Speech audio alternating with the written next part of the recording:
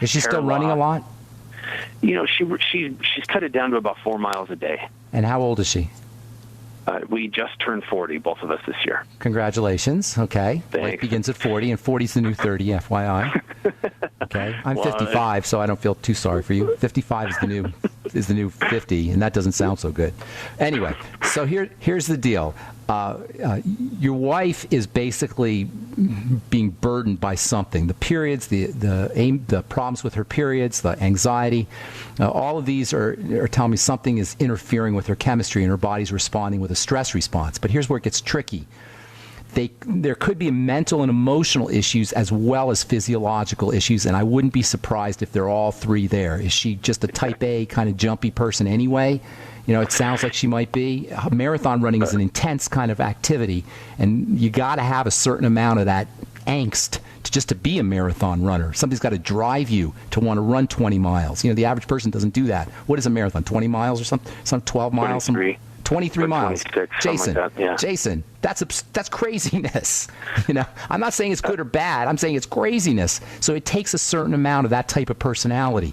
So what I'm saying is I'm going to give you some physiologic things here, but don't underestimate the mental and emotional components to what you're talking about, okay?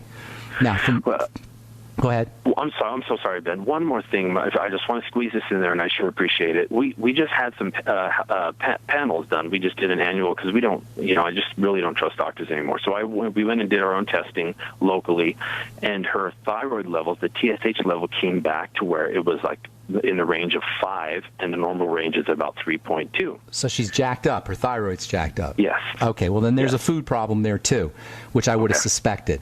Okay, so here's what you do. Hyperthyroidism or Graves' disease is an autoimmune condition. It's a sign that the body is attacking. On some level, there's an attack going on. Remember, immunity means attack. That's always going to be backtracked to digestion. Number one, a food diary. Focus on her digestive system. This is a woman who absolutely should be fasting and practicing intermittent fasting regularly.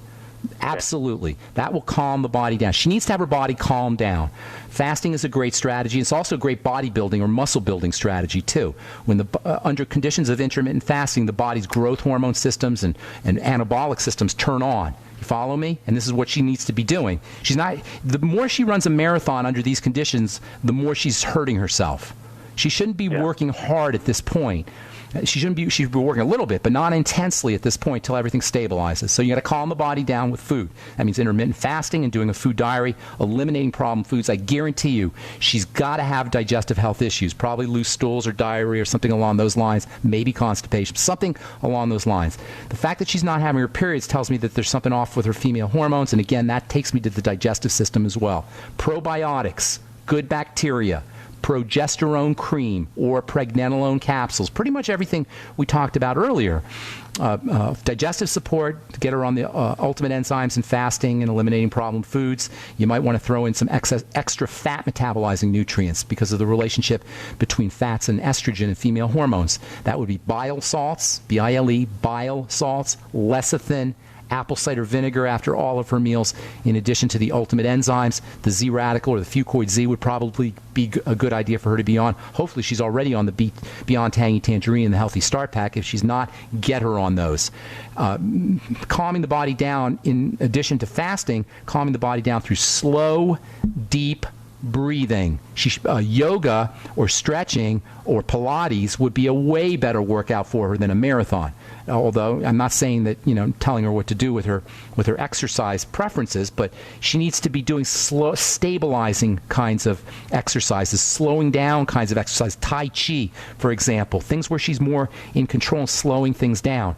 The deep breathing is unbelievably valuable, especially for a marathon runner. Slow, deep breathing. 15 seconds in, 15 seconds out. Breathe into the belly. That means the intestine, the lower part of your body, the solar plexus area, even lower. That's how you want to deep breathe. You always want to focus on getting past the middle of your body. Most of us breathe. When we breathe, we stop at the middle of our body. We disconnect the top part of our body from the bottom part of our body. We disconnect our head from our body. This is one of the major strategies for dealing with stress, is disconnecting the head from the body through poor breathing techniques. Conversely, when you breathe into your belly, you get over that hump. that middle part, and you connect the lower body to the upper body. So it's very important that she practices her slow, deep breathing, not just inhaling, but also exhaling, blowing out carbon dioxide. So digestive support, the deep breathing, relaxing the body, intermittent fasting. I didn't even touch on blood sugar, but there's probably a blood sugar issue there as well. So more protein and more fats and less carbohydrates and sweet kinds of foods. There's tons of stuff you could do, but that's a great place for you to start. And absolutely positively, if she's not sipping on that BTT, she should be doing it right away. All right? Great, Ben. Is there an email address that I can maybe reach out to you, being up here in Northern Colorado? Yeah, I'd love that. Ben@ksco.com. Ben at K for King, S for Sam, C for Cat, O for Oscar.com. Okay? I'm going to move on. I got a bunch of calls here. Thank you, Jason. Take care, man. Hope I hear from you. All right, let's go to June in PA, June in Pennsylvania. What's up, June? Good morning. Good morning, Dr. Ben. I have been suffering with uncontrollable high blood pressure. Okay. Up until about a year ago. I'm a vegetarian. I do the protein drinks. I do the alkaline water. I was on a drug called lisinopril, and Are you still on the lisinopril? No, I came off of all meds a year ago. Let's take care of that blood pressure. I'm going to run out of time. I'll get about a minute, okay, June? High blood pressure is always a sign of a body in distress. And so what you got to do is you got to calm the body down. First, the fastest way to calm the body down is to deep breathe. I'm going to do everything we just talked about with Jason, with our last caller. Okay, connect the upper body, the lower body, breathe into the belly or into the lower part of your body, into your feet. You can even breathe into your feet, if you think about it. Just pull the breath down as much as you can. 15 seconds in, 15 seconds out. Hot baths are a great way to lower your blood pressure. Nobody has high blood pressure in a hot tub. All right, or a hot bath or a hot shower. And those are for emergencies, quick emergencies, to lower the blood pressure quickly. But over the long term, there's lots of things you could do. Number one, you got to stabilize your blood sugar. Elevated blood sugar will raise your blood pressure, period. That's called metabolic syndrome.